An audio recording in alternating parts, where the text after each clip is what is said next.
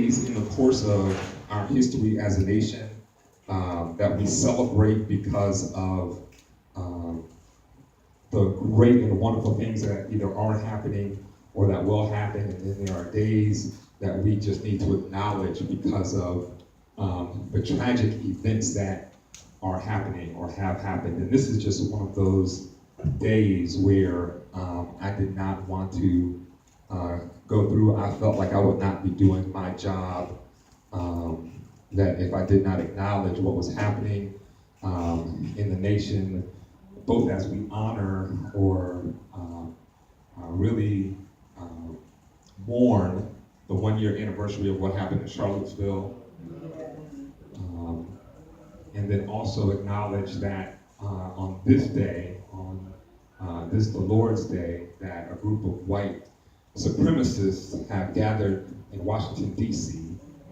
To march. Uh, and so I have a statement that I wrote down. I'm going to read it. Just bear with me as I do.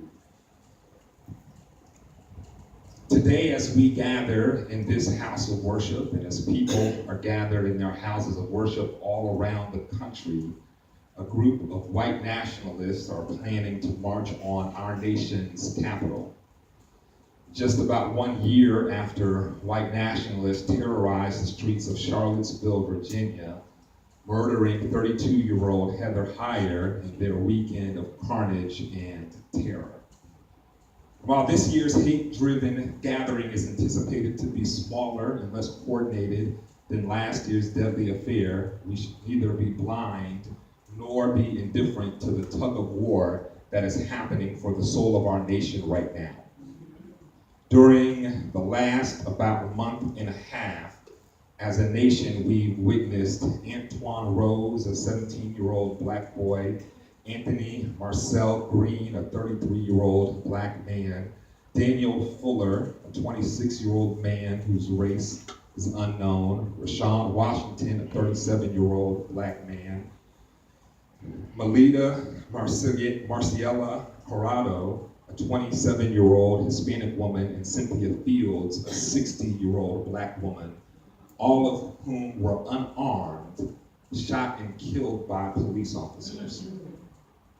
We have seen the 45th president of what Maya Angelou has called these yet-to-be United States take sides with a combative foreign leader over his own advisors in Justice Department. We have seen pastors and clergy forget about this president's racist business and social practices. We have seen pastors and clergy ignore this president's racist campaign rhetoric. We have seen pastors and clergy turn a blind eye to this president's empowering of his Attorney General, Jefferson Beauregard Sessions III, to denigrate the Civil Rights Division of the Department of Justice and instead to stoke the fires of mass incarceration through doubling down on morally repugnant and racist drug policies. We have seen pastors and clergy call this same president the blackest president we have ever had. And now, just a week later, as if heaven and history are collaborating to further expose that thinly veiled lie they told in the White House, we have a white nationalist march on Washington, D.C., that this Twitter-happy president refuses to strongly condemn. In fact, this president has said or tweeted more against Colin Kaepernick and LeBron James than he has against the white supremacist movement or its leaders.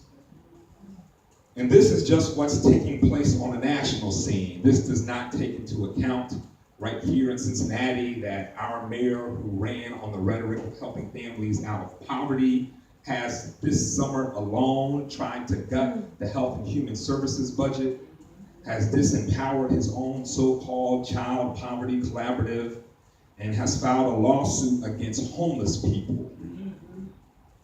Not to mention the 11-year-old girl who was tased by our own police department this week. And yet this is only one side of the tug of war road. Because also over the last month and a half, we have seen the organized power of the people select Alexandria Ocasio-Cortez in the New York congressional primary over Joseph Crowley, who was seen as unbeatable because of his leadership in a well-funded party structure. Just this week in St. Louis County, we celebrated as this same people-powered movement elected a relatively young brother named Wesley Bell over the incumbent prosecutor, Bob McCullough, who refused to bring charges against Darren Wilson for murdering Mike Brown. We have seen LeBron James, who is taking full advantage of his physical gifts in the community of people that nurtured him to give. We have seen him give back in an amazing way by building a fully functional school for kids in Akron that provides breakfast, lunch, a free bike, and scholarship opportunities for each student that goes and graduates from the school. And in the past 10 days alone, I have personally seen people come together to stand with those experiencing homelessness in our city.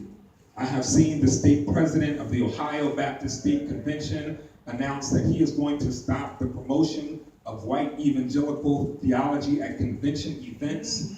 And I have seen and borne witness to people creating and strengthening community while raising money to eradicate homelessness and while raising awareness to seek the prevention of triple-negative breast cancer. In so many ways, my brothers and sisters, it seems like we are living in times that could be described in the words of Charles Dickens. It seems like we are living in the best of times, and we are living in the worst of times. Some days it feels like the spring of hope is upon us, and other days it feels like we are entrenched in the winter of despair. Some days I have hope that we are all going direct to heaven. And some days I worry that we are all going direct the other way. Yet, despite the vicissitudes, despite the ups and downs, despite the highs and lows of this time we live in, I still believe in a faithful God who is at work in us and at work in the world to break every chain of oppression and to set free every prisoner in this mass incarceration complex, and yes, to open every blind eye that has been blinded by hate or fear or greed. But it's important, my brothers and sisters, my friends and family, that we stay woke and stay vigilant. Amen. That we continue to push back against the explicit and subtle forms of racism and hate in our society at large, in our community, and even within ourselves. That we, day by day, week by week, build the beloved community until God's community comes and God's will is done on earth, even as it is in heaven.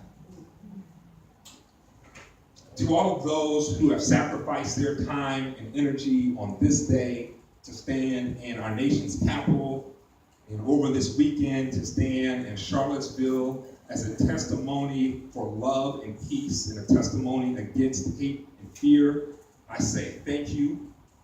That my prayers and the prayers of our church join the millions of prayers that are lifted up today for you. And for the rest of us, let us continue to keep the faith. God bless you. Amen. Amen.